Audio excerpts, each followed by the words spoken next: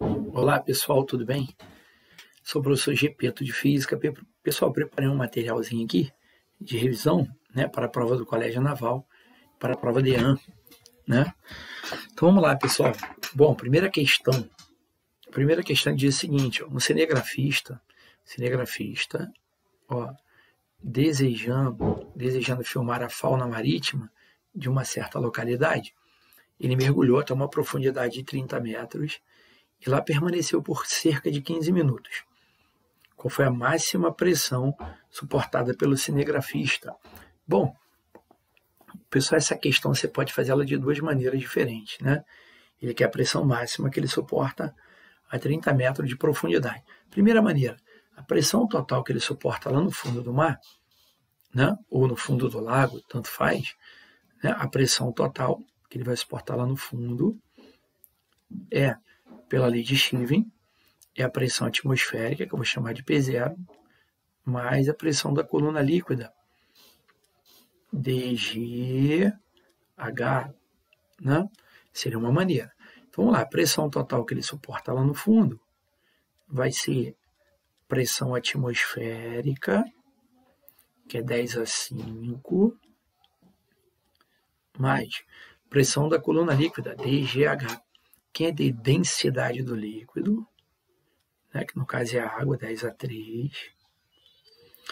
Gravidade local, 10. Altura da coluna líquida, 30 metros. 3 vezes 10. Né? 3 vezes 10. Legal. Então vai ficar, ó, 10/3 vezes 10, 10/4, vezes 10, 10/5. Então fica 3 vezes 10/5, mais 10/5. Então a pressão total que ele suporta lá no fundo, 4 vezes 10/5, 5 Newton por metro quadrado, né, que é o Pascal, né? Newton por metro quadrado, que é o Pascal. Tá vendo? Letra D. Uma outra maneira de você pensar nessa questão seria você lembrar da experiência de Torricelli, né? O experimento de Torricelli. Para cada 10 metros de profundidade, Torricelli demonstrou que a pressão atmosférica a nível do mar ela corresponde a 10 metros da coluna de água. Ou seja, quando o Torricelli tentou fazer o experimento do barômetro, né, para medir a pressão atmosférica a nível do mar, quando ele utilizou água, ele verificou que a pressão atmosférica equilibrava a coluna de água a uma altura de 10 metros. Foi que ele falou que a pressão atmosférica a nível do mar era 10 metros da coluna de água. Ou seja, para cada 10 metros de profundidade, que ele desce para cada 10 metros, considerando que a densidade da água é 10/3 kg por metro cúbico, para cada 10 metros a pressão aumenta de 1 atm, 10/5 Pascal. Então pensa, ele está lá no fundo do mar, então você tem a pressão do ar, 10/5 Pascal. Quando ele descer 10 metros, mais 10/5 Pascal. Quando ele descer mais 10, mais 10/5 Pascal. Quando ele descer mais 10, mais 10/5 Pascal. Então você vai ter 10/5 da pressão atmosférica, depois desceu 10 metros, mais 10/5. Mais 10 metros, 3 vezes 10/5. Mais 10 metros, 4 vezes 10/5. Né? Poderia pensar no experimento de Torricelli. Bom, vamos ver a questão 2 do Colégio Naval, uma questão antiga, bem legal. Olha o que ele diz, né? Efeito garrafa térmica. Uma nova geração de usinas solares, chamadas térmicas, vem se firmando como uma opção para produzir eletricidade com a ajuda do sol. Ao contrário das convencionais, que usam a luz para ativar painéis fotovoltaicos. Né? Painéis fotovoltaicos. As usinas térmicas utilizam o calor dos raios solares, refletidos por espelhos dispostos em forma circular e captados por uma torre receptora. Esse calor ele é usado para aquecer um fluido, geralmente sal liquefeito, que permanece estocado em reservatórios em alta temperatura, como o café quente numa garrafa térmica. Quando a demanda por eletricidade, né, o fluido é conduzido até um gerador e o vapor que dele se desprende move uma turbina, produzindo eletricidade, viu? partir do texto apresentado, analise as afirmativas. 1. Os raios solares chegam à Terra por irradiação? Sim, né?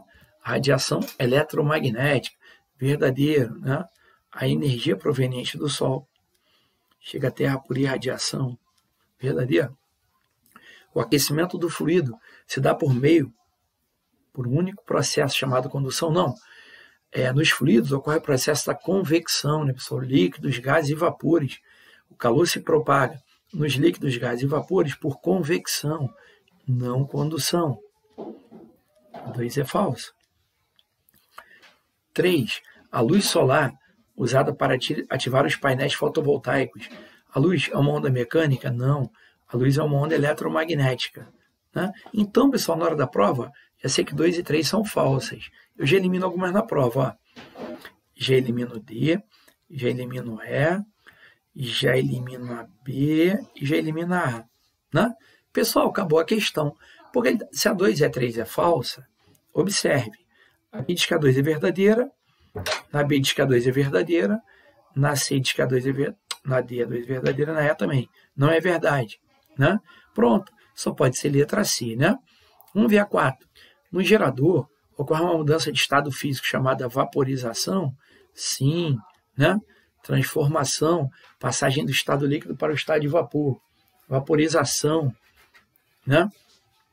Os espelhos dispostos de forma circular funcionam como um dispositivo óptico côncavo? Sim. Por que côncavo? Porque os raios solares, sendo praticamente paralelos, após incidirem no espelho côncavo, refletem-se convergindo para o foco do espelho. Né? Você concentra os raios de luz no foco. Na França, por exemplo, em Orly, na França, eles construíram um espelho parabólico côncavo gigante. Né?